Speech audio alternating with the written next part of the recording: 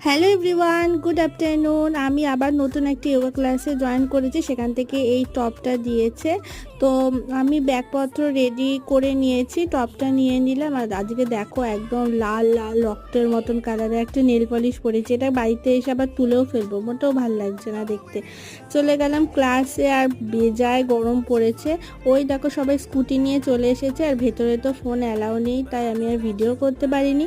Class করে বাড়ি আসলাম। বাড়ি আসার পথে একটু চিকেন তরকা কিনেছিলাম, তো এসে এক কাপ চা খেলাম। আর রাত্রিবেলা বানিয়েছিলাম রুটি, আর দুপুরে একটু ডালিয়া ছিল।